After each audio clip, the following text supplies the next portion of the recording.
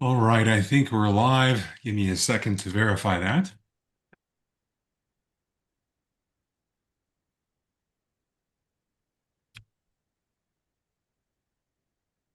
Confirmed on X,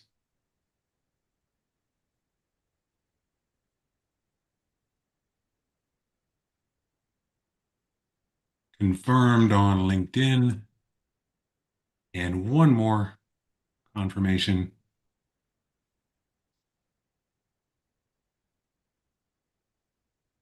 Yes, confirmed. All right, everyone. Welcome to the Golem 1.3 launch event. So we're very excited to get started today. But before we do, we want to make sure everyone who is planning to join this event has an opportunity to do so. So while folks are joining, I'm going to open it up and ask our Golem team of engineers, not all of whom are able to join us today, but you see three of them here, a few questions. Daniel, what is your favorite feature of the 1.3 release? Well, I think the new JavaScript engine and the code first thing, these are basically the main new features, but those are all things that we didn't even plan for this release initially. But during this longer milestone, we realized we need to do something and came up with these new features, and I'm really excited about them. David, how about for you? What's the number one feature in 1.3? Well, built in on top of those uh, technical solutions, I believe for me the biggest thing is the code first way of coding. It's just really makes iteration fast. When you try to code something, you can. I believe even the previous way was not that slow, but now even in seconds and minutes, you can change your whole architecture and iterate on stuff and call other agents, which is really amazing for me. Yeah, that's right. How about you, Andrew? What's your favorite feature in 1.3? Well, I hate to echo exactly what they just said, but I do think Code First Agents is probably the coolest feature, followed up very closely by the debugger and time traveling debugger and the recovery in the console. Fantastic. Thanks for those great answers. So, everyone, it seems like, is excited about Code First, and we're going to have a chance to show that off in a moment. But we're still waiting for a few more folks to join. So, while we wait, another question. Daniel, what do you think could be the biggest change in 1.3 that might disappoint people who are using 1.2, if anything? Yeah, probably that we used to support many programming languages and especially focusing on Rust. And in this new release, we only support TypeScript. That is maybe disappointing for some people, but hopefully it's good news for even more people. Yes. How about you, David? Well, related to the code first things, so now when I'm inside my agent code, I can just use TypeScript, but still many parts on the CLI, we are relying on the with definitions and with interface names. This might be something which will be a little bit alien or mixed for somebody who is first meeting Golem. So we are still in this transient state, but I hope this will not discourage too many to explore. All right, fantastic. And not to put anyone on the spot, so to speak, but what is your sense of like of all the releases we've ever done in Golem's history, where does this one rank? Is this like a top five, a top three? What do you think? It's definitely a very important step towards usability. So obviously the Golem 1.0 release was very important because that was the first time that we said that it's production ready somewhat. But this time it's really uh, makes this big step towards not having to learn a whole lot of exotic tools like component model related CLI tooling and specific interface definition language, and all these things are gone. So now you just have to focus on your code. And that's a very big and important step, in my opinion. So it's definitely in the top five or top, I don't know, top three. Anyone else want to take that one? I would narrow it to top two or what. What what beats What beats this one? I'm I- not sure. I'm still undecided, but we're pretty close to top one. All right. All right, fantastic. So I think we've had a chance for folks to join. So we're going to go ahead and kick this event off. And let me start by sharing my screen.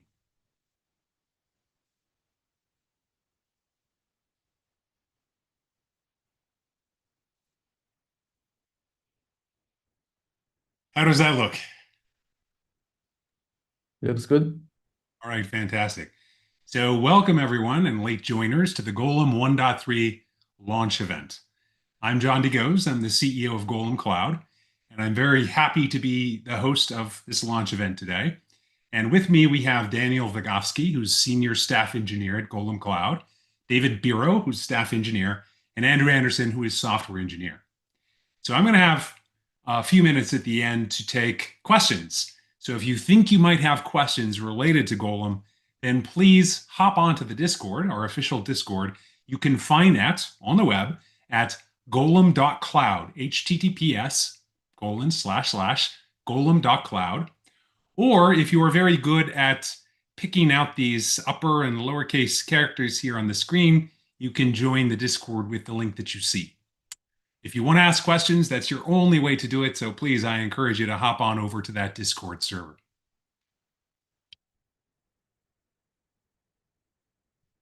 All right, so today I am going to be kicking things off with a Golem 1.3 overview. And my focus is going to be on the big picture of what Golem 1.3 brings to the table. And because Golem 1.3 is so important and also so radically different than predecessor versions of Golem, I'm going to be presenting this as if Golem were being launched today. So no prior background knowledge is assumed. I'm going to talk about what Golem is all about, what it helps you do, and give you code snippets to understand how you use Golem to solve specific problems. After I'm done, I'm going to hand this over to my colleague, Daniel, who's going to be doing a live coding demo. And I'm super excited about that part because when we launched Golem, I think, a year and a half or so ago with our 1.0 release, Daniel also did a live coding interview, and it took him about 1 hour and 40 minutes to get through that. And so we're going to see how much improvement we have made to developer experience and productivity by having him more or less repeat the feat that he did a year and a half ago when he demoed 1.0. After Daniel wraps up, David is going to take to the stage to walk through Golem CLI, which is one of the different ways that we've provided to manage your Golem agents and your Golem account. And then finally, David will turn it over to Andrew, who will be walking you through Golem Console, which is our web interface to our managed version of Golem Cloud.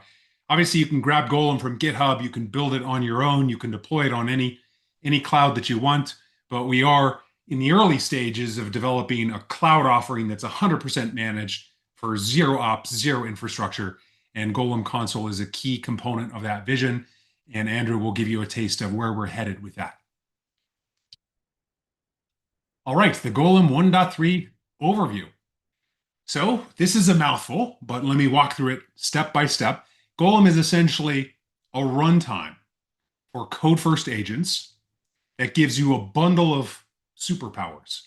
And those superpowers include automatic state persistence, otherwise known as durable state, fault tolerance, observability, recoverability, and reliable distributed communication. That's a lot, right? And all these features, it turns out, are powered by the same core. Golem is, at its heart, a platform for so-called durable execution. And all of the features you see here and plenty more besides are powered by its status as a durable execution engine. What is durable execution? Well, in Golem case, Golem actually sits underneath your program and executes it instruction by instruction. And a key component of that is every time your program interacts with the outside world, such as calling some function in the operating system, like getting the current time, or accessing the file system, or making an HTTP request, or even possibly interacting with a database or some AI API, all of those interactions are seen by Golem because Golem is actually executing your code instruction by instruction.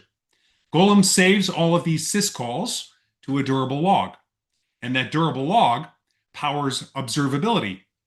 It powers automatic retries in the event something fails. Golem can automatically retry that so you don't have to deal with that. If you try to talk from one of your agents to another one, do RPC inside Golem, Golem can make sure that that communication occurs exactly once.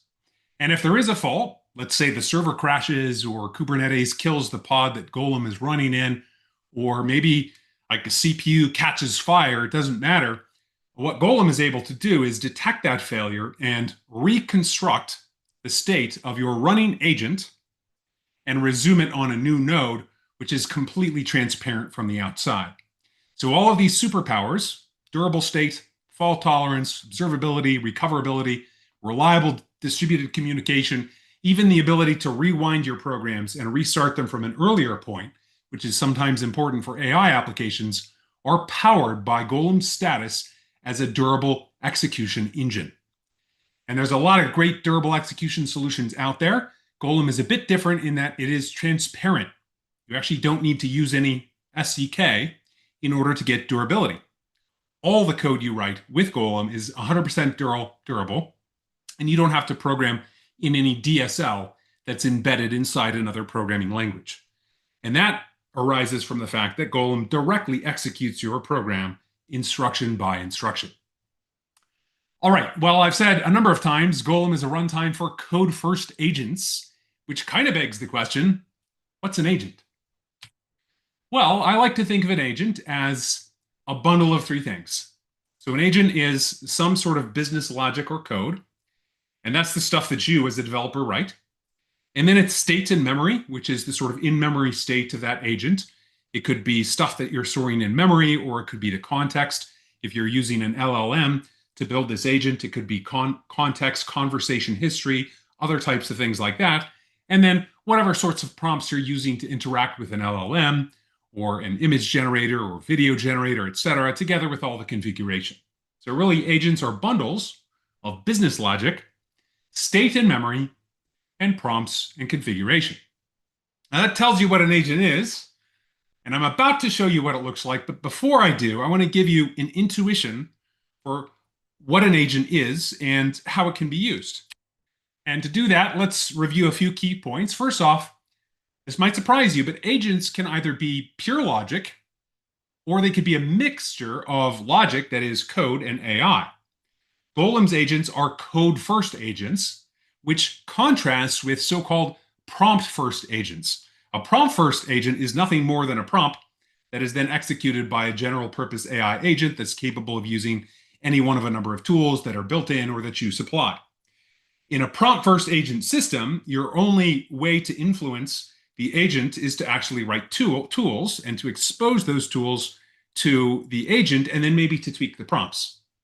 Golem is more on the code-first side of things, giving you total control over the entire process and allowing you to use LLM where it makes sense, but also not use LLM where it doesn't make sense or where doing so would lead to a suboptimal reliability experience. Golem's agents are capable of orchestrating workflows. So actually, agents are a superset of workflows. You can use an agent in a very trivial way to execute some sort of long-running workflow. Agents are distributed in Golem across a cluster of computing resources, and that scales to millions or tens of millions or however many agents you need. Agents are a bit like, for those of you who know this, and I know some of you do, agents are a bit like durable distributed actors. Every actor has state, right? And they can talk to each other using messages.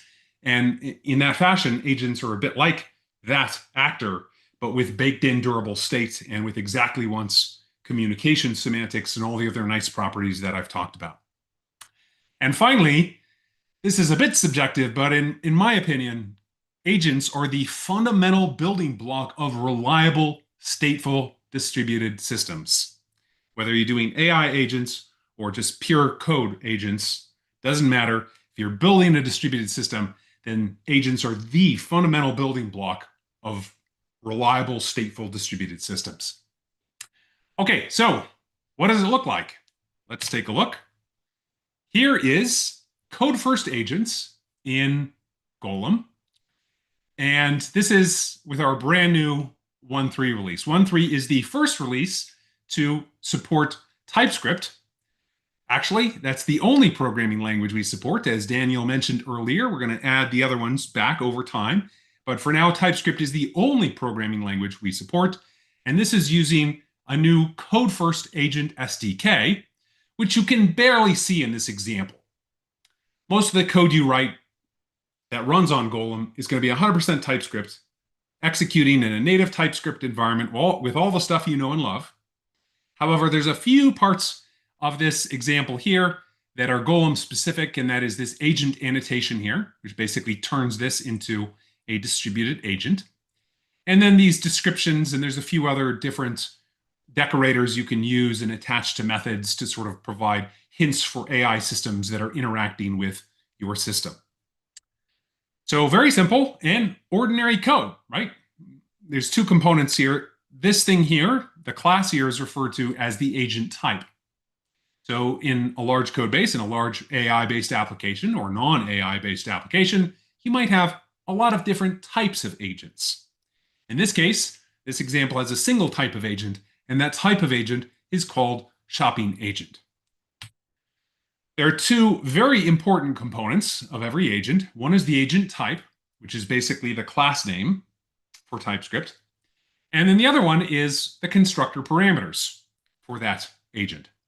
In this case, this constructor has a single parameter called user ID because it makes sense that every user in an e-commerce application would have a single shopping agent.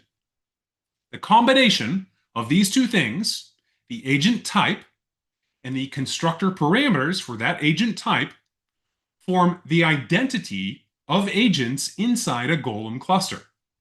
This is a unique feature of Golem, is that every single agent that is running inside Golem is uniquely identified, and that unique identifier, you actually choose it.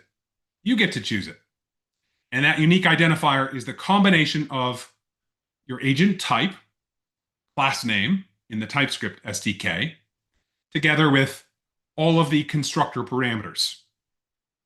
So here, shopping agent plus some concrete string would uniquely identify every agent of type shopping agent inside the Golem cluster. Why does agent identity matter? Well, it matters because Golem is a platform for building distributed multi-agent systems. And one of the things you can do with Golem is you can address agents individually. So agents can talk to other specific agents. And when you have an API out in front of your Golem cluster, this API can trigger and interact with specific agents.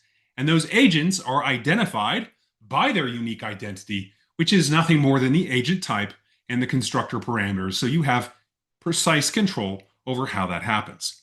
This also gives you a way to create so-called cluster-wide singleton agents, which would simply be a constructor parameter list that's empty. If your constructor has no parameters, then you have exactly one entity of that type which runs in the cluster. And you don't need to supply any parameters to address that agent because there are no parameters to supply.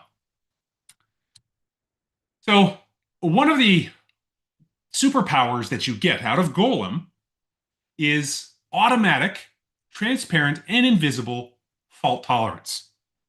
What does that mean? Well, many times when we're designing distributed systems, we need to interact with lots of third-party services. And this could be, as it is in this example, code that you write, but it could equally be a bunch of tools that are being invoked by an AI agent. Either one works. The point is that in order to make reliable multi-system transactions that in this case span everything from generating an order ID, reserving inventory inside a warehouse, charging the user for the order, generating a shipping label, dispatching the order to the warehouse for fulfillment, storing the order in the database, and then after all of that's done, sending a confirmation email to the user. All of that stuff needs to be done transactionally, reliably. In order for this to be well-defined, we've got to do all these steps or none of them. And in Golem, you can actually take that property for free. If you write 10 lines of code, they will all be executed atomically. And you won't have to worry about whatever is happening at the layer of infrastructure. If things crash, if CPUs catch fire, if a zone goes down, an availability zone goes down, none of that stuff you have to worry about because Golem is supervising everything that's happening. And when it detects a failure event, it automatically restores that agent from the exact line of code that it left off where the failure event occurred. What this means is you get extraordinary degree of high reliability without having to do anything. You don't even have to use a weird SDK, right? You don't have to do anything other than write ordinary TypeScript code. And in this example, as simple as this code is, it does an incredible amount that would take you probably weeks or months to accomplish using an event-driven architecture where you're explicitly modeling your application as some sort of finite state machine with different states, and it's triggered by all these events which are written to and read from durable logs that are distributed like Kafka. You could do all that, but why would you? When Golem gives you fault tolerance for free over 100% of the code that you write AI without you having to lift a finger. Another thing that should be pretty obvious if you understand the basic idea behind durable execution is that Golem gives you durable state for free. In this example of a shopping agent, all I did was push this item to the shopping cart, which is an in-memory array of shopping cart items. That's it. I didn't actually store that information in the database. Why? Because when you're working with Golem, your agent's state is durable. It's every bit, even though it's ordinary just vars in TypeScript, it is every bit as reliable as a database. So you actually don't, in many cases, you don't need to use databases unless you strictly need them for other purposes. You can rely on all the information that's stored inside this agent because it's always going to be there, regardless of whatever happens to the underlying infrastructure. This is a superpower in two ways. First off, it enables you to dramatically simplify your infrastructure. Delete your databases in many cases. And then second off, it's much easier for AI to generate code like this without complicated SQL updates and touch points and whatnot. AI can very easily generate code that can run on Golem and still be reliable because simple dummy code runs reliably on Golem. Another superpower that Golem gives you is type-safe RPC. We actually call this agent-to-agent communication, and it's 100% type-safe for cases where you are writing some business logic in your agent, and you want to call some other business logic in a different agent, or maybe you want to call some AI that's inside a different agent, and you can do that through well-typed interfaces. In this particular example, we have this user history agent, and for every given user, there exists a single agent in that cluster, which is responsible for storing the history of that user's activities on the e-commerce platform. And if I want to call into that agent and add more things to its user history array, then all I have to do is call this get method on user history agent and provide the user ID. Now I am talking to, in a completely type-safe fashion, a remote agent that is executing somewhere else in the cluster. And every single method I call on that remote agent is actually RPC. It's 100% typed, and I get exactly once communication semantics, regardless of failures that might occur on both sides. The node running the remote agent might go down, or my node running this agent might go down, doesn't matter. I still get exactly once execution, communication semantics from all my interaction with other agents running inside a Golem cluster. And it could not be easier to use this. You can see how much code is required. It's no code. And then finally, Golem is, of course, designed for code agents, but it's also designed for AI agents. And in order to help bootstrap an ecosystem around there and help you decide intelligently where to incorporate AI features inside the Golem agents that you write, Golem ships with a variety of typed interfaces that are vendor neutral for lots of different pieces and building blocks of AI agents. And all of these are vendor neutral in the sense that you can program to the same interface and you can swap in Grok or Anthropic or OpenAI or Olama or whatever else you want. You can plug in all these different models. You can plug in all these different databases, all these different search engines. Your code doesn't change. You just push different buttons in order to say what you want to use now. Our AI support includes support for large language models, of course, including tool usage, graph databases, and search engines, web search engines, speech to text, video generation, and code snippet execution, which covers already a reasonable subset of all the things you need in order to build very powerful AI-based agents. In this 1.3 release, it is the first release in which we've actually taken a lot of the feedback of prior releases and poured it into a solution that is really focused on agentic use cases. But we're not done there. We have plenty of great stuff queued up in the pipeline for 1.4 release, including push button export of Golem agents to MCP servers. So all the code you write in any agent, you're going to be able to push a button, and now Claude Code or ChatGPT or any general purpose agent can now call into your agents and interact with them without you having to write any code. Code first custom HTTP API. So if you need a custom API over all this agent stuff and you don't want to use the built-in one that we give you for free, then you'll be able to do that in a code first fashion. And we'll be re-adding support for Rust.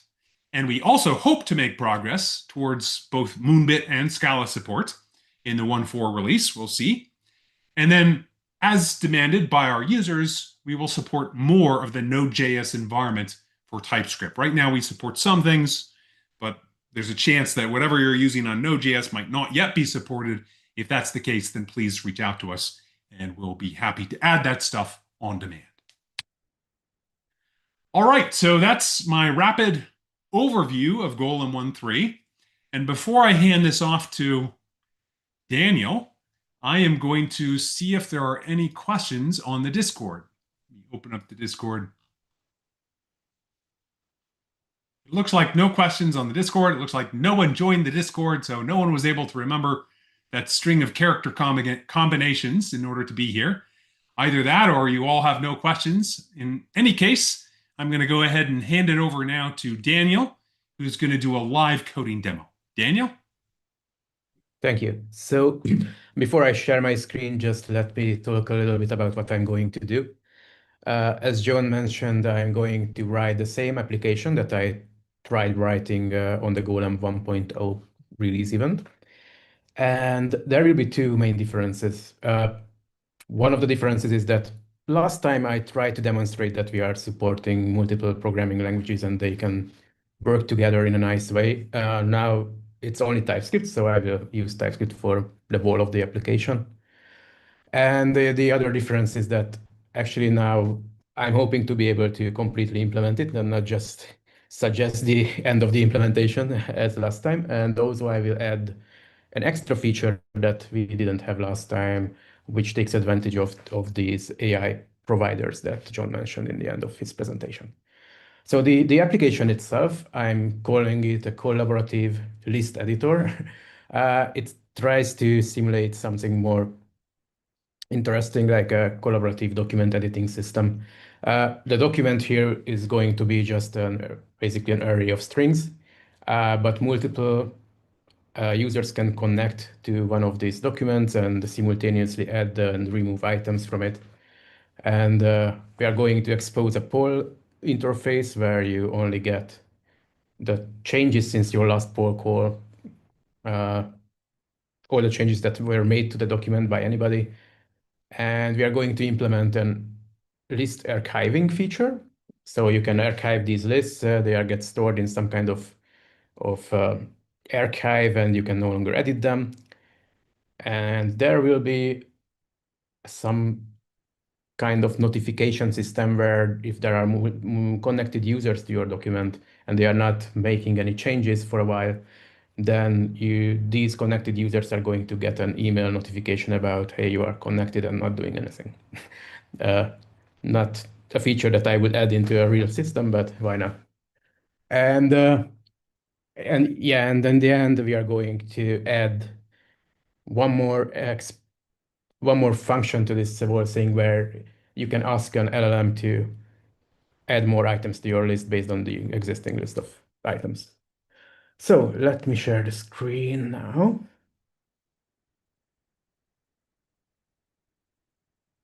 And switch to my terminal. So I'm going to use a locally running Golem server, which I already started, but the whole thing would also work on the hosted Golem cloud. And I'm going to use the Golem CLI, which David will talk more about. We start by using the Golem CLI to create a new project, and we can do that by using Golem app new. I will call it demo and choose from the list of available languages.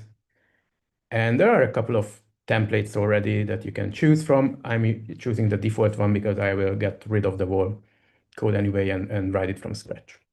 And I'm calling this thing demo call list.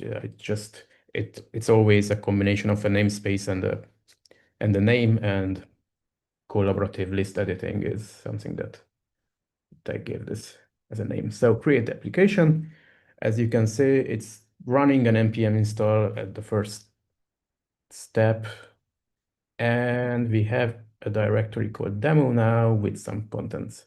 Before checking what it is, just let's verify that we can build this with the CLI. It's doing some things. And eventually, yeah, build completed. So the generated project works. So let's get to the IDE and take a look at what it created. It might look a little bit complicated first because it has this common TS and component TS directories, and within the components TS, we have this demo calls, and that is the actual place where our generated source code is. It's not that complicated. The reason for this is that each Golem application can consist of multiple components. I'm not going into details about why we would do that. In large projects, it makes sense to separate your application to multiple components. We don't have to do it today. So we can just basically write TypeScript files into this directory, and everything else will just work. Another thing before we start writing code is to take a look at the CML file. By default, the templates are coming with an HTTP API section in their YAML files. This basically defines an HTTP API that is mapped to your agent that is implemented in TypeScript. So here, this template is implementing a very simple counter with a single exposed method that is just incrementing this counter. And this HTTP definition exposes that as a post endpoint. We are going to remove this increment method, so I'm just commenting this whole thing out. In this demo, I'm not going to expose anything through HTTP. We don't have time for that. So let's see. This is what John already showed in his presentation, that we have this agent decorator and the class that implements an agent. So let's just start writing something that can evolve into what I just described about the problem. So I will call it a list agent. We don't need these things in it. And yeah, we can still have a name as a constructor parameter because we want to have an arbitrary number of lists in our system, each identified by a name. So that's good. And as I said, the list itself is just an array of strings. So we just add that as a field into our class. And we can add some basic operations like add. Yeah, and fortunately, the AI already knows what I want to write here. And we can add the delete. and the get. And this is wrong. Yeah, so this is the simplest thing I could imagine that basically implements this list editing. We don't have yet the connected users or archiving or any of those things, but it stores a list of items and you can add, insert, and delete and get the items. So let's see if this is enough to get started. Oh yeah, here we have to also return the number of elements. Okay, so let's go back to our CLI and build it again.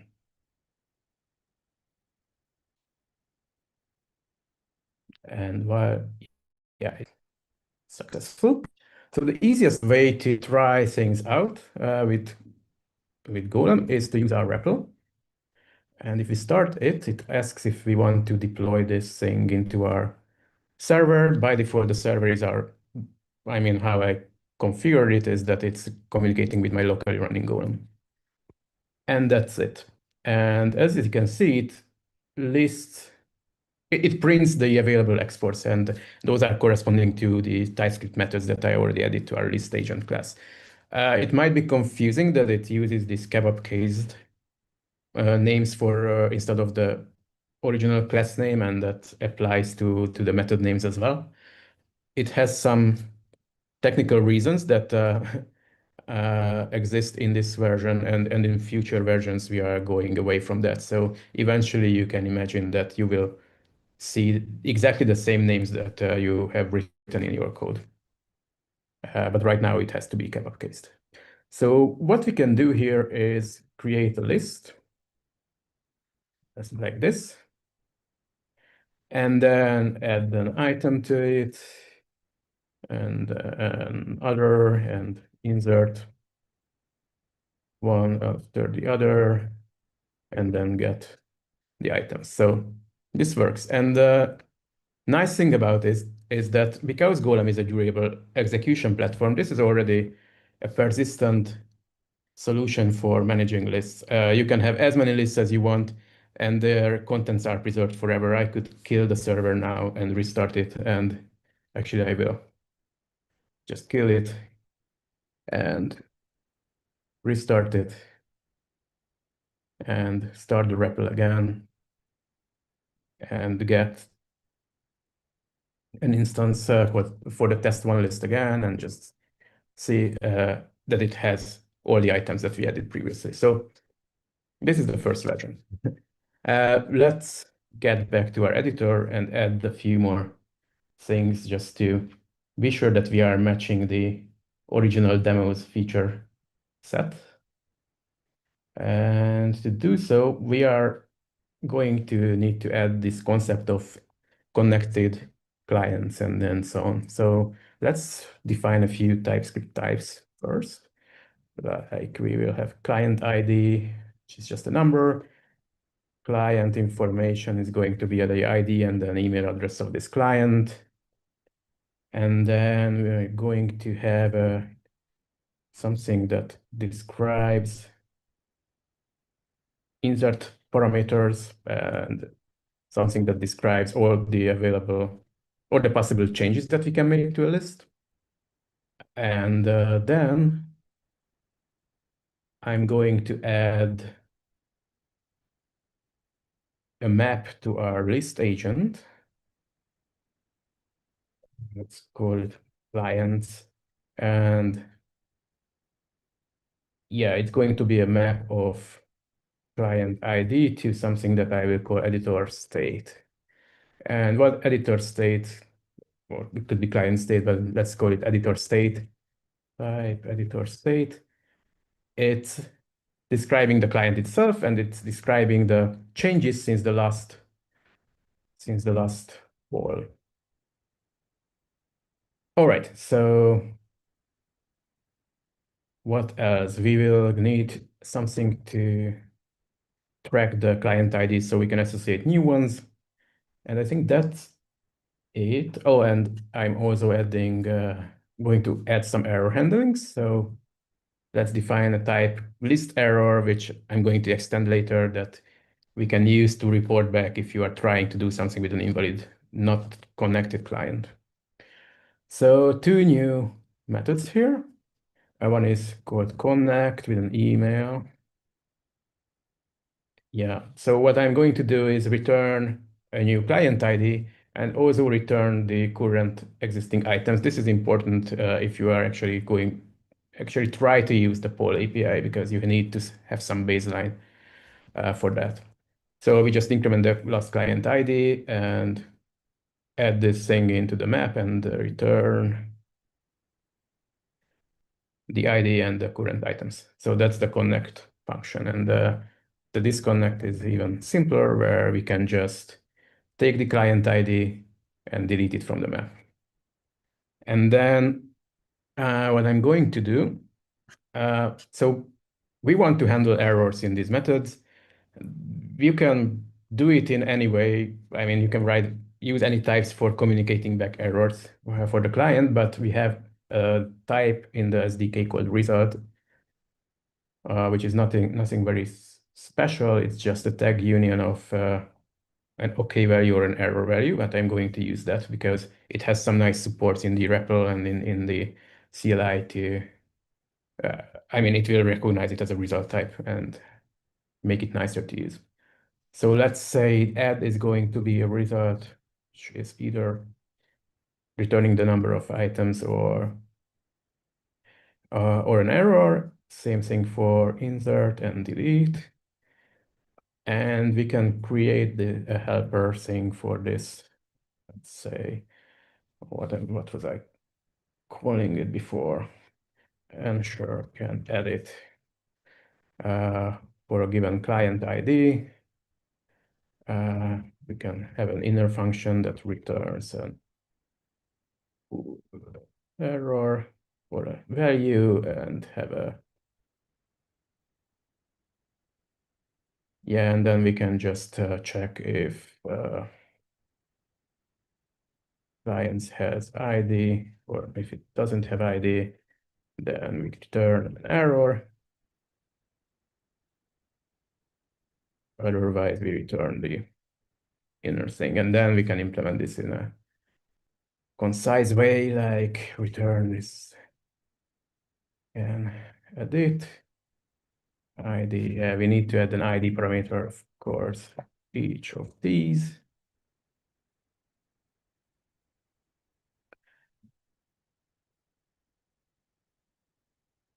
Yeah, something like that. And it has to be result. Okay. Yeah, and the same thing for this and this. And here.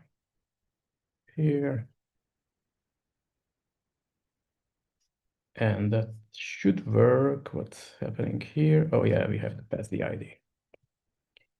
All right, so this, and we didn't edit the poll yet, so let's add the poll, which is just going to take a client ID and return a result of set of changes or an error. And here we can use the same thing to ensure that we are connected. And then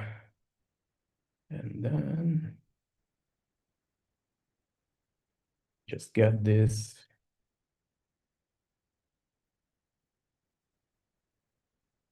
Like this, and reset it. So in the next poll call, we are going to only get the new changes, and that's it. So let's try this out again.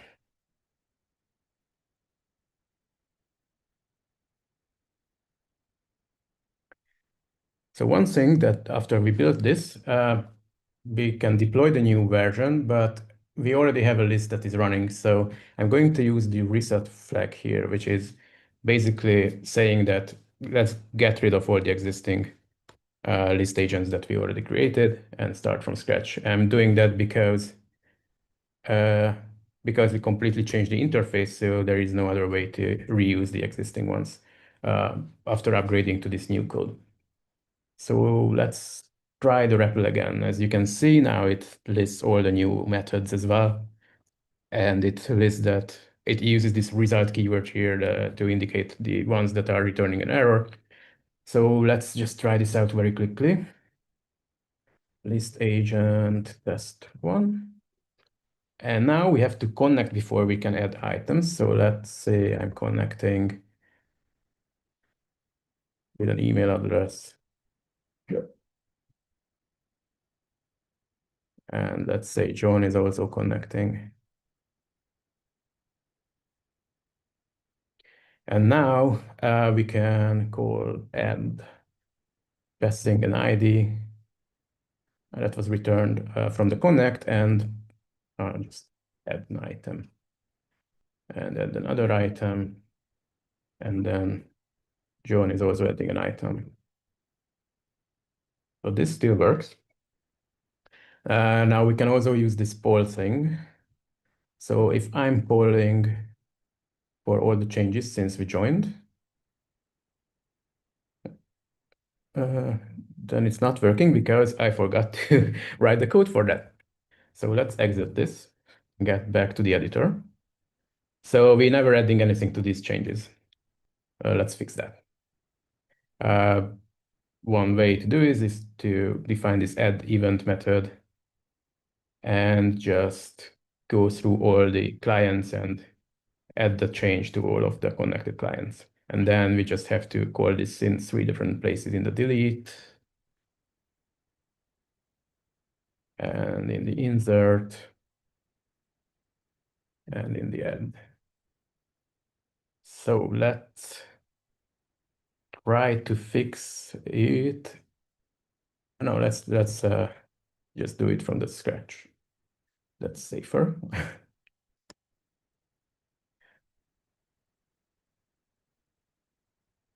I will just do the same set of operations so I can prove you that it works.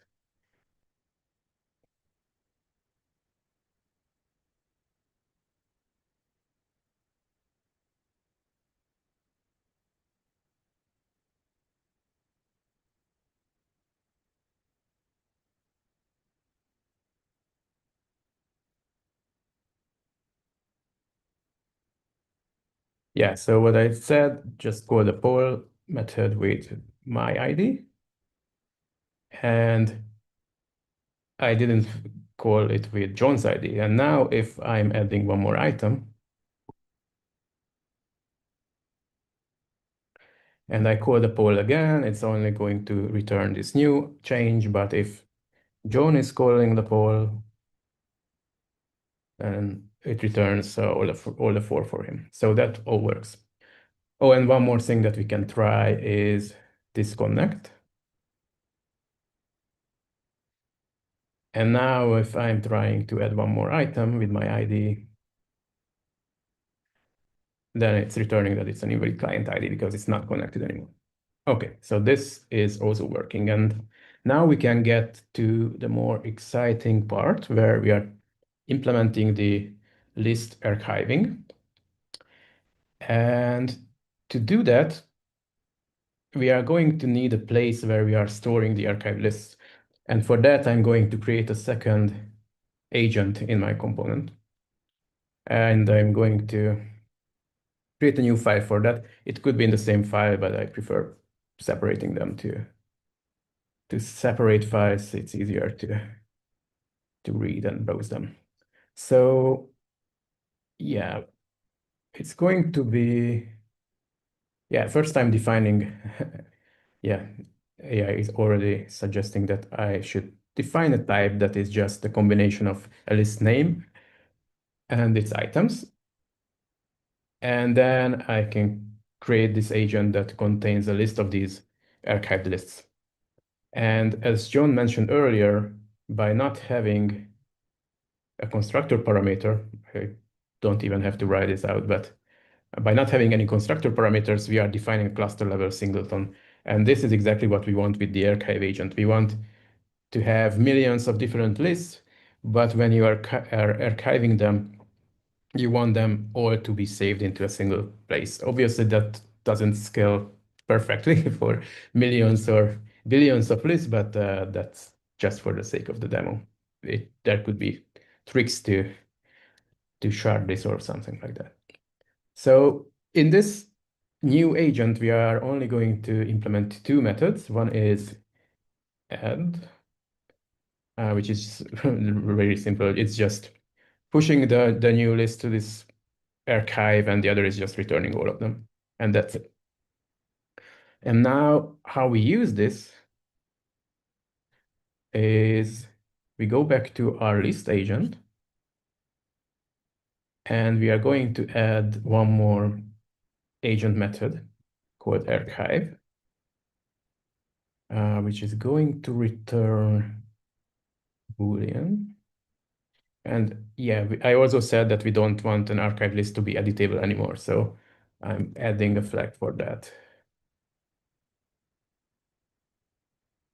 And check this, yeah, add the new error type, so we can indicate that it's already archived and handle it in this ensure can edit method. If this is archived, then return an error saying it's archived. And here, if this is archived, we return false. Otherwise, we are going to set it to true and return true. And here we have to somehow store the list in the archive. So this is very easy with the agent-to-agent communication. What you do is simply first we have to import this agent type archive agent from the other file.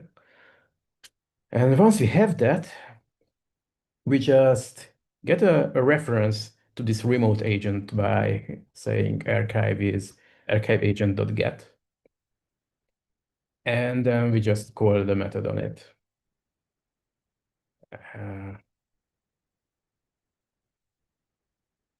Yeah, and one more thing is that this is an async function, so we await it and make this async. And that's it. We can print the message that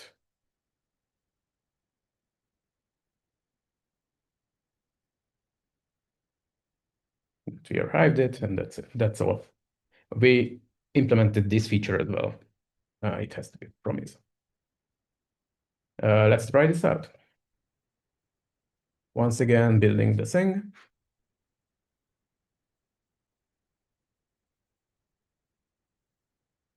And now I'm going to show something different than before. Golem app deploy, but with update agents. Although this is going to, instead of dropping the existing list that we created in the previous REPL session, it's just going to update it to the latest code base. And we can do that because this war archive functionality is an incremental feature. It's not going to break anything to use the latest code base interpreting the state of the previous list. So let's try that. Agent update is pending. Agent update succeeded. You know, it didn't succeed because I changed something, I guess, that I'm not going to figure out in this live demo. So let's just start from scratch. Sorry, I must have done something differently than in my previous practice sessions. Anyway, it's now deployed. Let's try the REPL again. Now it shows that we have archive agent and not only list agent. So we have the latest version. And let's just quickly create again a list. And I'm connecting.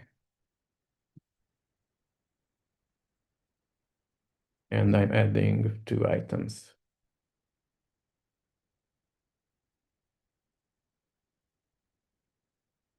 And now I'm archiving this thing, which says this test one is archived. And if I try to add one more item, then it's not working anymore. And we can get a reference to the archive agent. Archive agent. which is a singleton, so we don't have to pass any parameters to it. And just see what are the archived lists at the moment in it. And it has our test one. And I will also create one more list, just because I want to show something after this. Test two. I'm connecting to this one as well.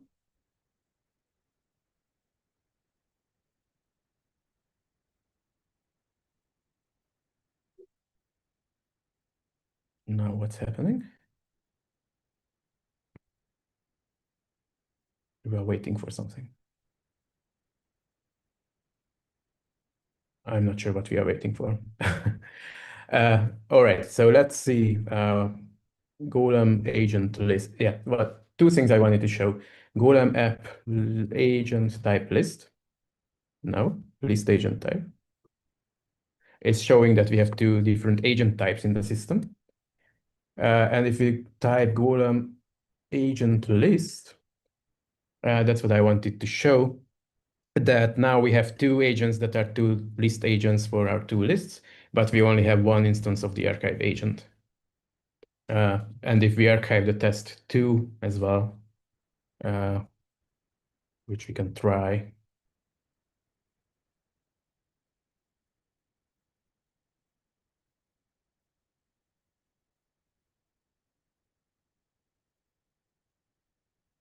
List, okay, test two is not working for some reason. Anyway, demo effect. Yeah, so we are implemented the archive thing. The next thing that I wanted to implement is this notification feature, and I'm not going to type that in. I'm going to copy what I prepared because just otherwise it would be boring, but I will explain it in details how it works. It's also just a few lines of code actually, but not that interesting to type it in live. So let's go into this directory, just copying one more agent. We are going to define one more agent for that, and I'm going to explain why in a second. So what we basically want to do is that we have our list, and whenever now nobody is adding any changes after a while, which in this demo is going to be just 1 minute, we are doing something. But it's very important that in Golem, these agents are running the external calls of these agent methods sequentially, and there is no way to run something in the background on the same agent. So if you want to do things that are running in parallel, you have to think in multiple agent instances. And what we are going to do in this case is that every time you create a new list, you also spawn a notification agent with the same name. So that's kind of a sidecar of your agent that is running in parallel to your list agent. And that is going to communicate with your list to figure out when it has to do the notification itself. So the notification agent that I'm defining here, yeah, we have to export this class so it can be accessed there. It's also an agent, also identified by the same name, that is the list name. And it only exports a single run function. And this run function is going to contain a loop. So this is a long-running function that basically is continuously executing during the whole life cycle of your list. And that sounds expensive, but it's not really expensive in Golem because this thing can sleep. So in the example where our deadline is going to be just 1 minute, it's not that efficient, but imagine that in a real world scenario, you only want to send these notifications after hours or something. How do you do that? In Golem, you can just sleep for as long as you want. And while you are sleeping, your agent is not going to consume any resources. And Golem guarantees to wake it up in time even if the server restarts or anything happens. So here what we are doing is we are going to ask our list about what the current deadline is. The deadline is going to be just a point in time when we want to send these definitions out. So let me go back and copy that code as well from my prepared example. Yeah, this one. So we are going to have two new fields in our class, last notification deadline and last notification recipients. And we just update this after, first of all, in the constructor and after every editing. And that's going to be here and here and here. And what this does is that just get the current time, add 1 minute to it, and just take a snapshot of the currently connected client's email addresses. And then we add this new method here, which was called getCurrentDeadline. And that, if we are archived, it's just returning undefined, otherwise it's returning these two values.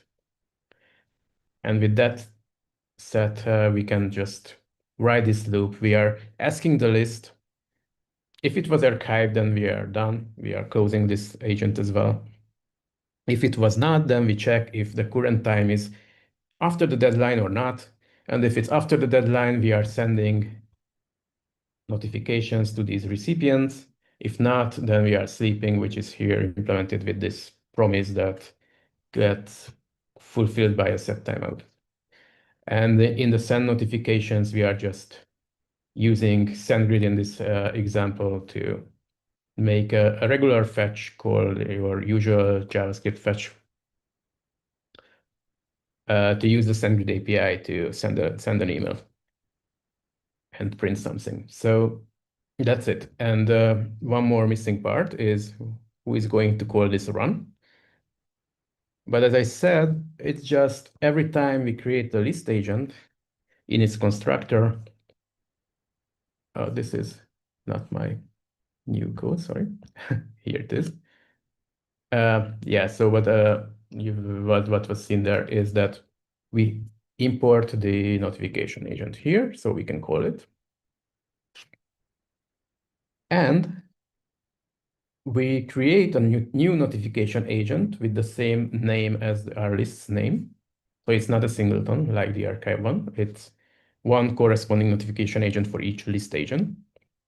And then we can call the run function on it. But as I said, these things are awaiting for the results. So if we would do this here, then we would basically block our constructor forever because the notification agent is supposed to run forever or until our list agent exists. So this is not the way to do it, but we can instead use the trigger function here, which says, I want the run method on the notification agent to run, but I don't care about the results, and it returns immediately. It's not even an async function. And that's it.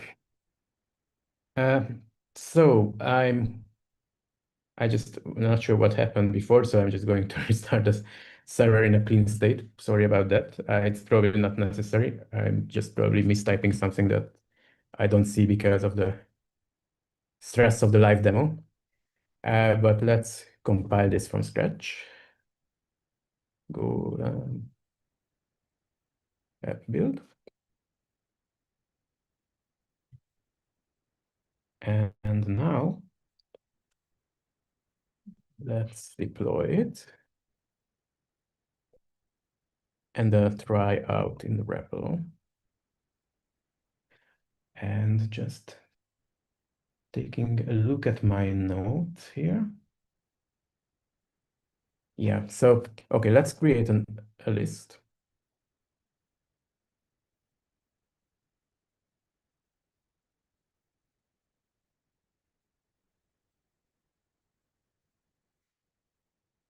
Add an item.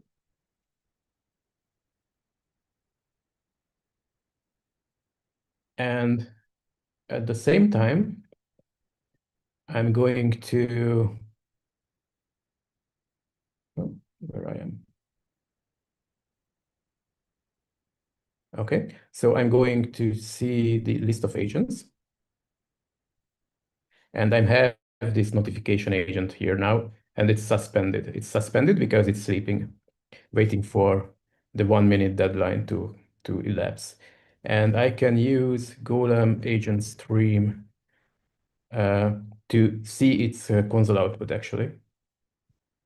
So we can see that it already asked the list once for the deadline, and now it's sleeping. And if I'm talking a little bit more, then it's supposed to wake up and realize that the deadline elapsed and send the notifications. Yeah. So it was trying to send the notifications, and SendGrid returned with a 401 because I didn't provide an API key. So if we go back to here, as I said, we just use fetch, and then I didn't really talk more about this. But here we are taking the API key from the process environment variable, Node.js process libraries environment object from SendGrid API key, and we didn't set it to anything. We could. I will show it how.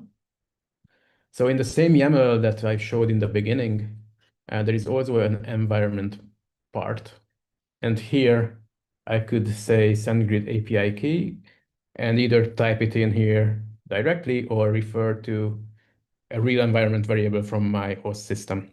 And I have this defined in my system. So if I would rerun the whole thing like with this configuration, then it would actually print 202 or something that the SendGrid accepted my email request. But I'm not going to spend time on that.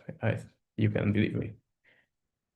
And now basically we are done with what I had in the Golem 1.0 release event, except that in that one, there was no actual email sending implemented, and now we have that. So I thought that just very quickly, not manually writing the code, but I will also show just a glimpse of how these AI integrations work in Golem. So let me define one more agent that I call it the AI agent, maybe. Copy pasting here. And let me go through that. So it's also an agent class called AI agent, also identified by a name. But on the top of the file, we are importing this LLM library, which is a vendor-independent abstraction over various LLM providers that we provide that we support in the Golem TypeScript agent. And we are exposing a single method called extend items. And what it does is that first it creates a remote agent reference to our list by using the same name and just gets the current items from our list. Then it constructs a message for our LLM asking to generate more items that are similar to the existing items and asking it to return in JSON. We are selecting a model, we are customizing some options, and calling the LLM.send to send this to some LLM provider. And then we just process the response and parse it as a JSON. Then we use our list agent public API to connect as a fake user.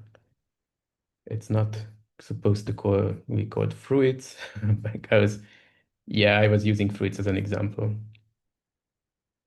Items is better. Yeah, so items, going through the items and just calling list.add on each and then disconnecting. So that's supposed to extend with a number that I asked in the prompt somewhere. Yeah, 10 more items to the list.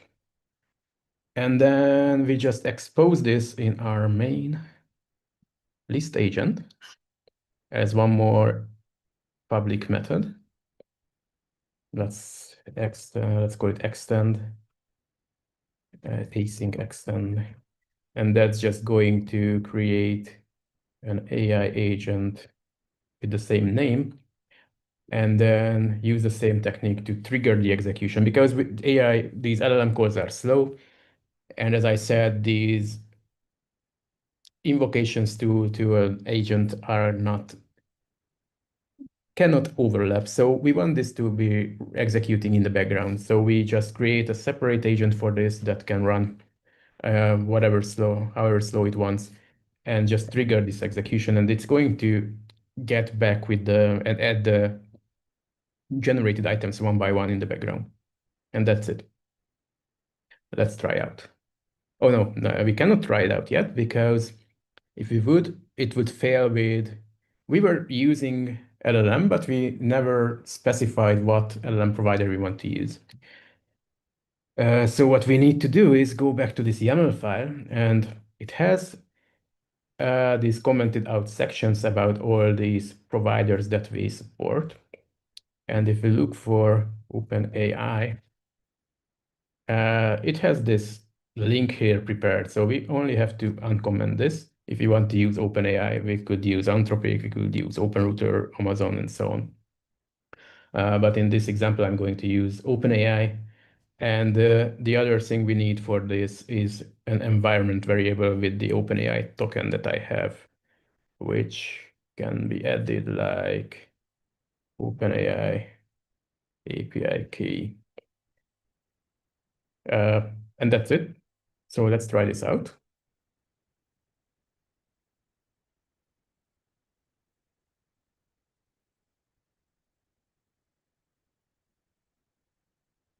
I also deployed a new version. Actually, you don't always has to write build and deploy and all these things. David will talk about that, I guess, but I like to explicitly show the steps. Golem REPL, and then just let's do this example of defining a list of fruits.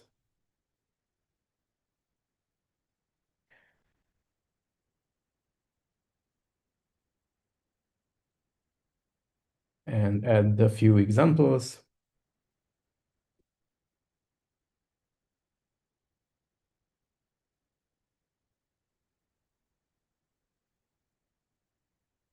And then see what fruits we've defined so far.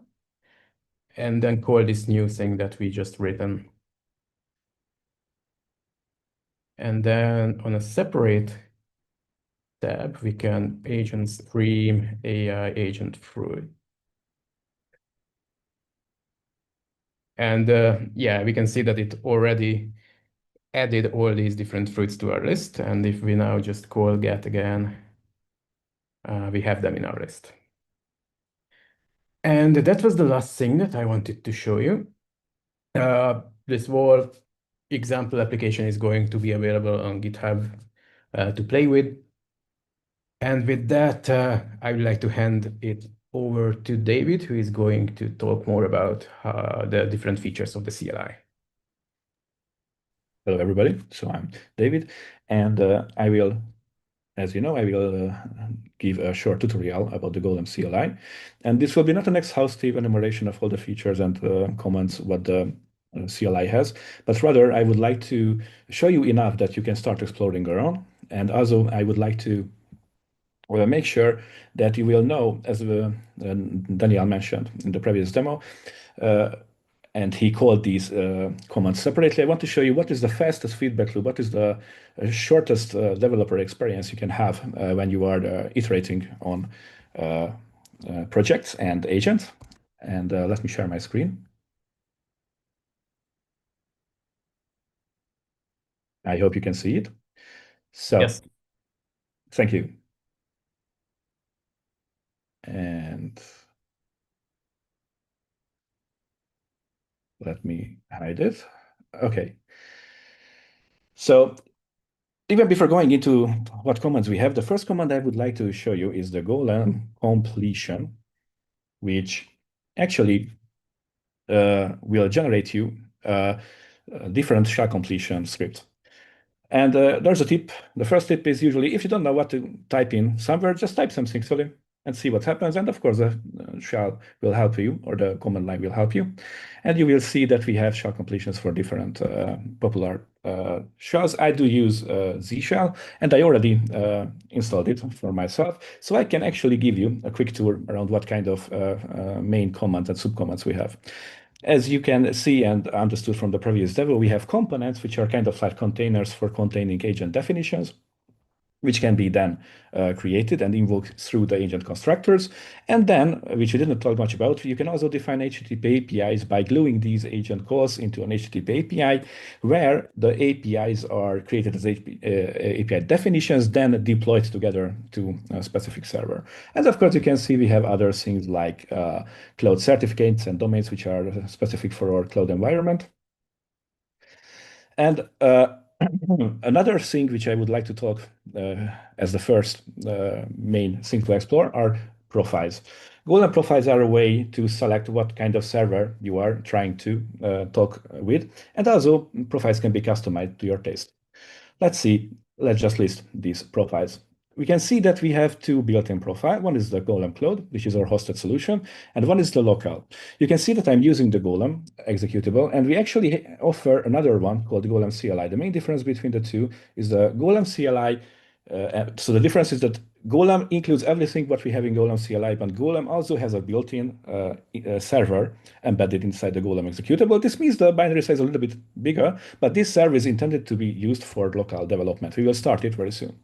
So for most use cases, the local and the cloud server should be enough for everybody, I believe, in general. But of course, you can define your own custom profiles, and you can switch between them or create new ones. This is meaningful if you have your custom Golem installation somewhere. But for now, for the demo, we will use local and later cloud. And of course, you can switch between these profiles by either using the profile flag, but because the local and the cloud is so common, we can also just say local or cloud anytime, or just use the shorthand forms like -C or -L, and this will, in any command which needs to touch any server, will automatically use the profile you are referencing. And of course, we also provide environment variables called Golem profile if you want to use it for, like, I don't know, CI reasons, or you cannot use these flags. Now, now that we did this, I will, of course, unfortunately, repeat some parts what Daniel did in the previous demo, but mostly I will, as I said, focus on other combinations of these commands and flags. So let's create a Golem application, just like before.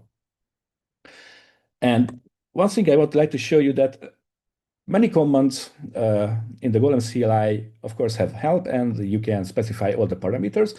But for common ones like creating a new application, we also included an interactive wizard. So you can just say, I will use Golem demo.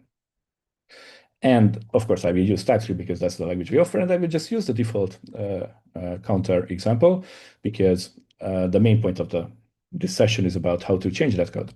And I will use up component. Of course, you can use your actual project name in this case, and we can see it will create the application just like before in the previous demo. It will detect automatically that it should install all the relevant NPM modules, and it's important because this is how we give you both libraries that you can call and also part of the SDK.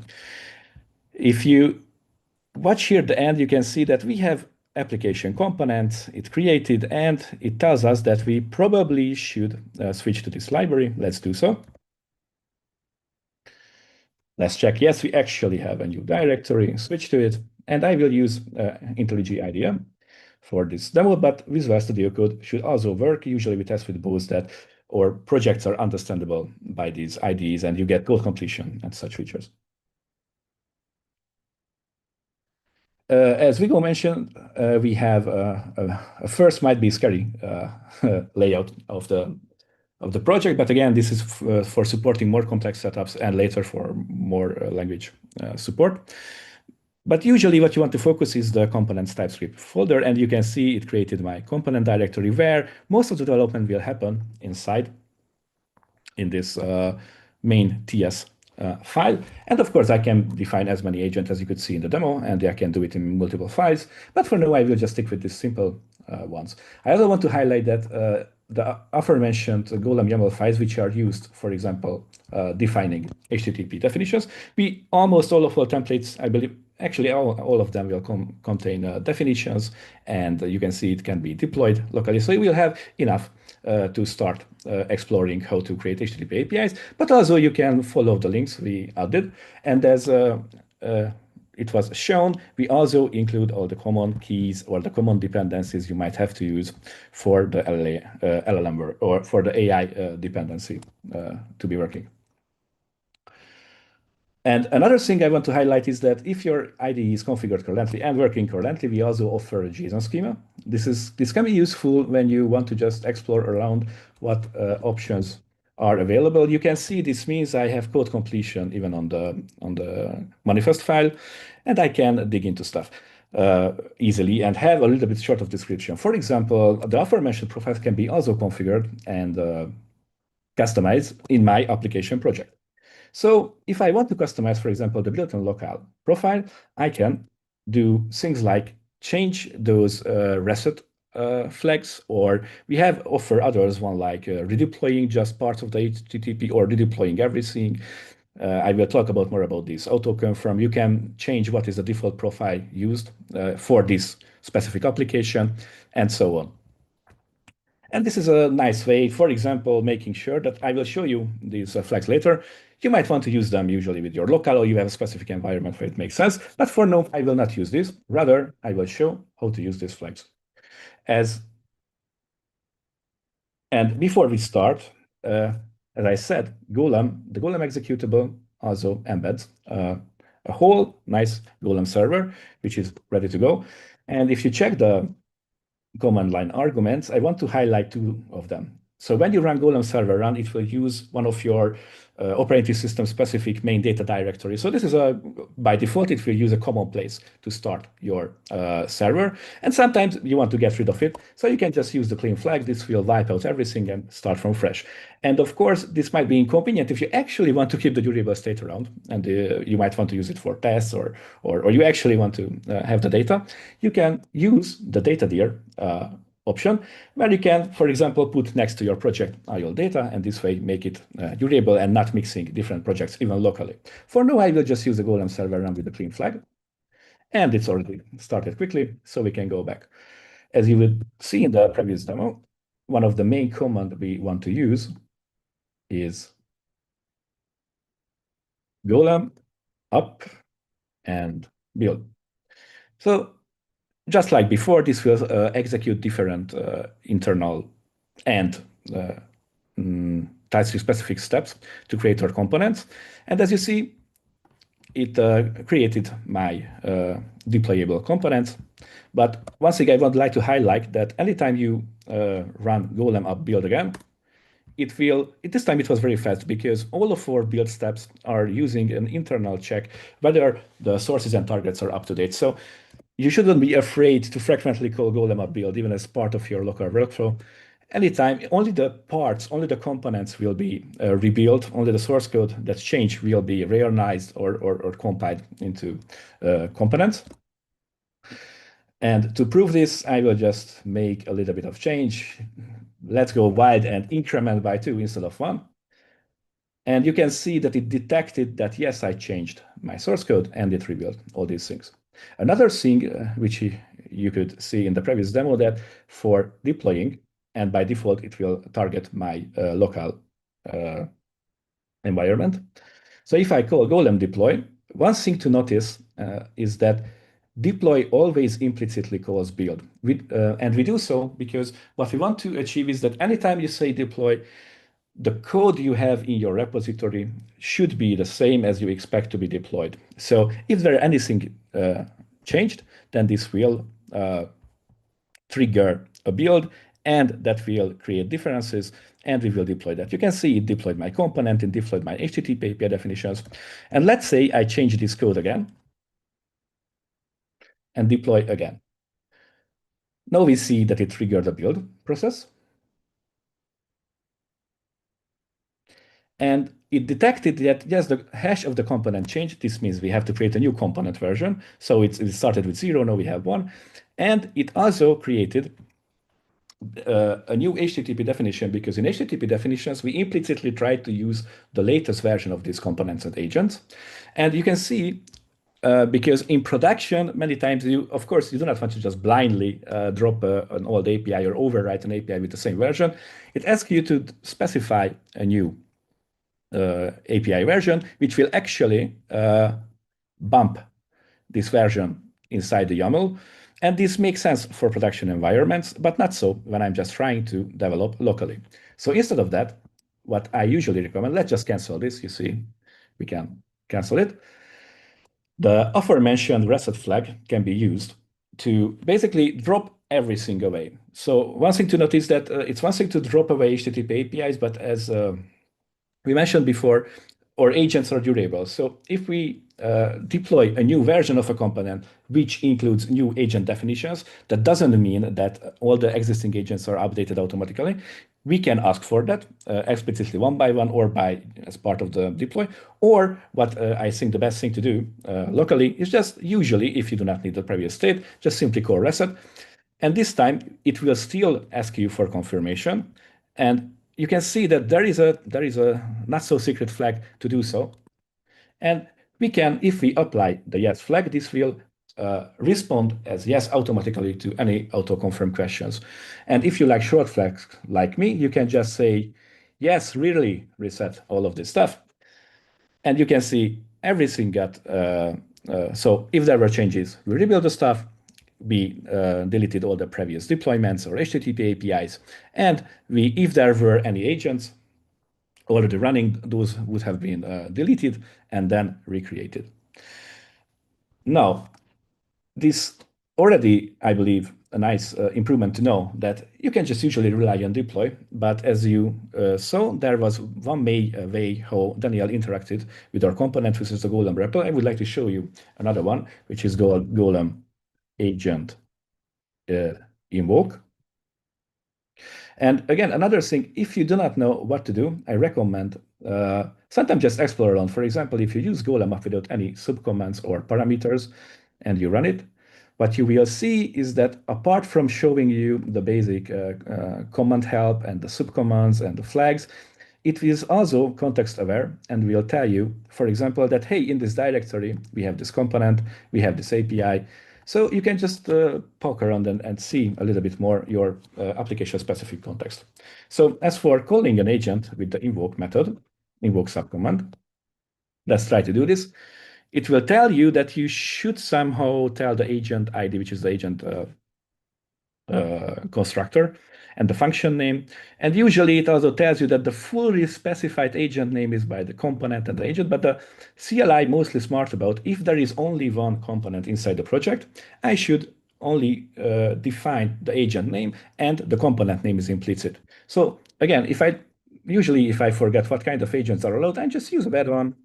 And the CLI will tell me that, yeah, the upcomp will be the component I'm using, but there is no such a thing as XYZ agent. But it will tell you that, hey, you probably want to use something like this. Let's do that. And now I will try to invoke this agent. And again, I will make a mistake. I will use, let's say, not use that parameter. It was provided for me in the help. And it will tell me that, uh-oh, there should have been one parameter. So again, it's okay to make mistakes. The CLI will teach you what to do. And then let's use an actual string now. It tells us that we are already there, very close. The only thing missing for us is the function name. And as Daniel said, there are technical reasons for now why we are not using the actual TypeScript names here. So for now, we are using this with component interface, fully qualified names. But again, the CLI is smart enough and uses fuzzy search. So usually you don't have to remember all of it. And you can just say, let's say, inc or increment, and you will see that the CLI fuzzy matched the inc because it was there were no other candidates, and if it's obvious, it will do the right thing. Now, when we use Golem agent invoke, and you could see it before, if you use it the first time and on the target server, which is defined by the profile, the component is not found, it will ask you whether you want to deploy it. But after that, just by accidentally, it will not keep deploying all these things. So which makes sense because usually you do not want to destroy your environment. But locally, it might be that I want to iterate on my design. And let's say I will add the very silly and the very small function,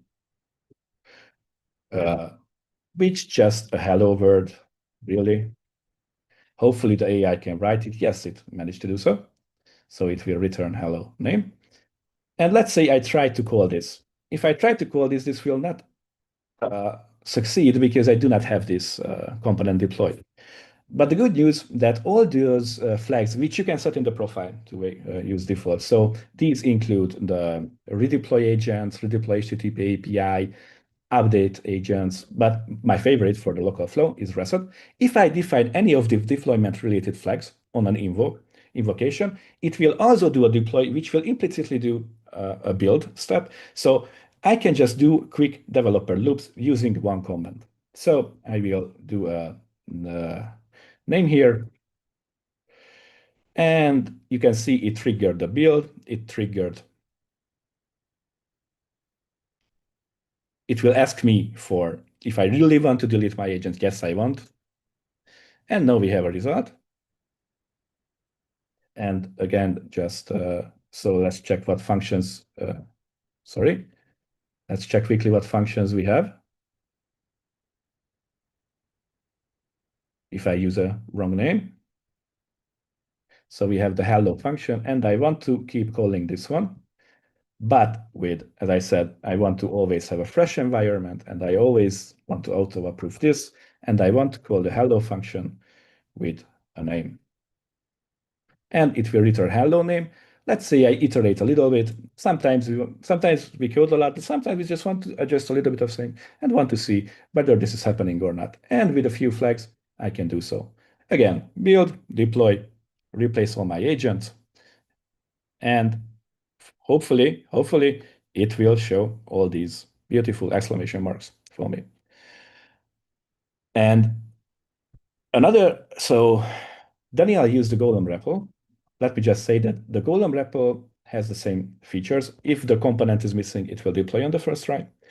And otherwise, you can also use reset and redeploy and all these nice flags. And also would like to highlight that you could, if you well, sorry, even before that. So the Golem REPL is also smart enough. If there is one component, it will automatically select it. And one thing you should rely a lot on the REPL is auto-completion. So instead of relying on CLI errors, it's really nice that I can just, if I want a simple example, I can just keep pressing the tab a lot. Sorry, not this function, but the hello one. And it will just, I think, is a really, really joyful way to explore the system very quickly, especially if you have to jump around different projects or applications and agents. And now all of it is working. And also the REPL, if you want to automate a little bit, let's say some simple smoke test, we offer also a script where you can just inline your REPL test and then run it exactly, or use the script file flag and store your REP script in a file. Now, this is all nice and good to actually quickly change my code and have a feedback loop. But also sometimes I would like to see what is happening inside of it. So we saw a way of it, which was the uplog stream, which is Golem agent stream. And this will require an agent ID, which I forgot. So let's just list them. We can see we have now one created from the invoke, one created from the REPL. So let's stream from here. And we can see it has the basic log, but because we didn't use console log at all, there's nothing much exciting. Now let's combine with invoke this. The invoke also has a function, a flag called stream. So we not just invoke, we also connect at the same time. And again, I will say yes, I will say reset. I combine all my knowledge of the CLI. And of course, now that I'm invoking, I should specify an actual function. And I will, again, specify a name. Let's see what happens. And one thing I will change, or let's call it like this first. You see, this is the stream we have here. But also, if I'm just adding some debugging, I mean, that happens. Sometimes you just want a good old debug by print. I will do it so. And if I rerun the previous command, I'm compiling and deploying and invoking and also streaming at the same time. And now I can see and when I'm done, I just remove it and move along and do other stuff and fix my code. And I also want to mention very briefly and very quickly that we also have Golem agent upload. And that will give you I don't want to show it now, but it will give you a very detailed and beautiful list of all the host functions happening behind the scenes, all the AI libraries you are calling, all the interesting things, all the invokes your agents are having. And that's a great source of debug tool. And we will see more of it in the next section. And the last part I would like to tell you about is that so far what we see was mostly text output. And as I showed, you can define different output ones, both in the profile, as part of the profile in the manifest, or if I just say Golem component list, you see this is a nicely formatted text output, but we also offer a few other formats, including JSON, which is not very nice, but it's intended to be used by other tools. Or if you don't have a jQuery installed at hand, you can we have a built-in pretty JSON for you, and you can have a nice colorized pretty printed version. And the same goes for YAML and pretty YAML. Another thing I want to show that if you want to feed these things into tools, you might want to use, let's say, JSON format. You will notice that sometimes you will still have output, but very not, because anytime you are using a specific JSON or YAML format, we will split our output. Any high-level logging message will go to the standard error. All the other stuff will go into the standard output. So it's perfectly fine to pipe this output, let's say, JQ, and you see it will not die on bad input because these are separate output. But if you prefer not to see even that, you can easily silence stuff.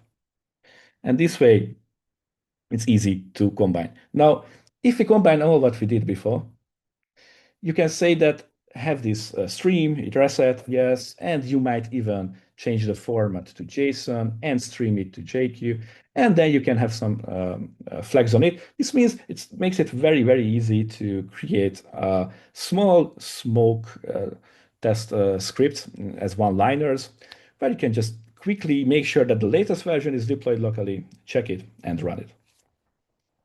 Now, all I did was happened locally. And as I mentioned, we have a built-in cloud profile. And ideally, all we have to do now, once you feel like you are done with your deployment or your application, you can just say Golem deploy. But this time, and as I said, many commands, including the deploy one, will actually understand the cloud flag. Let's see if it works. I'm really excited that our latest deployment is happening currently. What you will notice that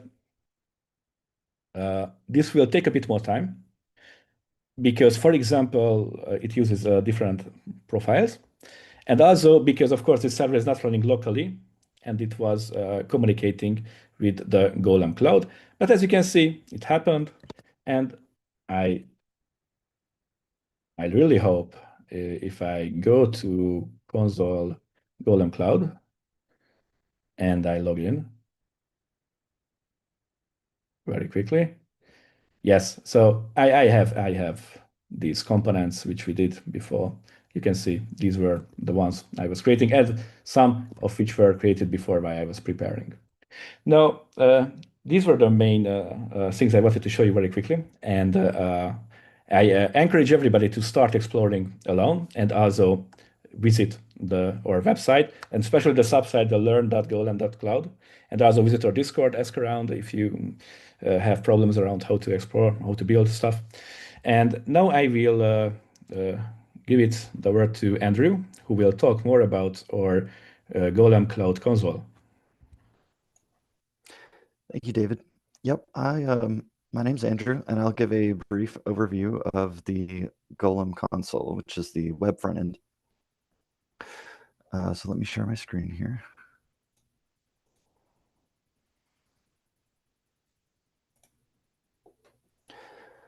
Okay, this is the console. which is a front end for your components and projects. This is all managed by the command line. Most of what you do here is read-only. You're not really meant to manage certain things in the console. So I'll go ahead and show you. On this view, you can see I have one project already created.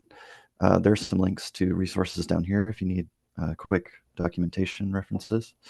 I'm already logged in. You'll have to log in the first time you visit, but I'll go ahead and show the project view here.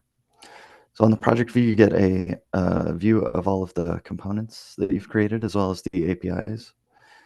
I will go ahead and show the components view. This is a component that I've already created using the command line commands that you've already seen.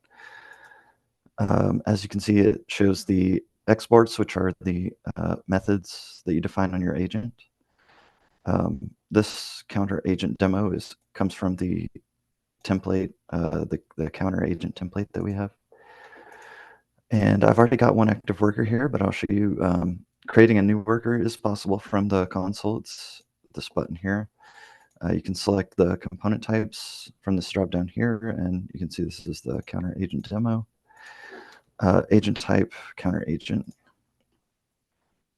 So this is a dynamically rendered form, so it's based on the constructor parameters that you have. Our counter agent just takes a name, so I'm going to go ahead and just call this demo 3 and create this agent. And you can see whenever an agent is created, it takes you to the agent dashboard here, which is what we're seeing now. It gives you some information like the status of your agent, the memory usage, resource count, and when it was created. You also get a view of how many live invocations and what methods were actually called, and a view of the live terminal. If there was anything to show, it would show here in live terminal view. So you can also see the live terminal here on this side nav menu called live. It has these 3 views here, which you can see invocations here. This initialize function is always called to initialize your agent. If there were any console logs, application logs, they would show up here. So to demonstrate that, you can invoke your agent, any of the methods on your agent from this invoke tab here. So if I select my agent, it has this increment method, which is, again, it's code first. So this is just a TypeScript method that's defined on the actual code itself. You can see it increases the count by 1, returns a new value. So if I click this invoke, you can see here, this the value is now 1 for the template comes with. Basically, it's a stateful increment agent. It just increases this value. So if I were to call it again, you can see the new value is 2, and so on. If I were to refresh this page, again, this is all stored stateful. So if I invoke this again, you can see we're up to 3 now. So you can invoke from here or the CLI. You've already seen the CLI invoking a worker. I would like to show you in the console, we can actually, there's a few interesting features here in the console to help you with debugging. First is the recovery screen. So if your worker ever encounters an issue and you need to go back to a certain point in the invocations, you can actually revert your worker back to a previous state just by clicking one of these buttons here. It'll recover your worker back before that point. So the state of our worker right now, as you can see, we're currently up to 4 in our stateful worker, but if we wanted to go back, and you can see that I just invoked it, and this just popped up again as an invocation that we've done, calling the increment function here. If we wanted to go back, for example, before I invoked it for the first time, I could click this button here, and our agent is rewinded to before that was called. So if I go back to invoke now, increment, and I call it again, I just incremented from the initial state, which was 1. So this incremented it to the value 2. So as you can see, now we're back to just having incremented once. So this can be really useful if your worker, if your agent gets into a exceptional state and you need to recover it. You'll see the state of your worker up here. Currently it's idle, it's not running anything, but it may be in a failed state. If it is in a failed state, you can always recover it by using this recovery feature. Likewise, we have a a debugger as well. This is basically a standard style of debugger. You can set breakpoints and step forward to those breakpoints. So for example, it's currently it's currently just paused at the completed state. If I wanted to stop right here at the end of this exported function, which is the increment function, I could set a breakpoint right here and click the step forward button here, and it would step forward to the end of this function and put the state there. So then if I invoked my agent by using this invocation tab, at that point, it would increment the value from whatever state that was at. So this can be useful for debugging as well. Just checking what the actual exported function invocations are. You can see every time I invoked the increment function, there's a log here for that. Clicking on any of these items also expands to the full, basically top log items that were done for that invocation. I believe that's pretty much all there is to show for agents. There are some other features that you can explore in the console, but it's currently under active development, so please let us know if you run into any issues. With that, I'll hand it back to Daniel. Thank you. Yeah, so I'm just wrapping it up. John already had to leave.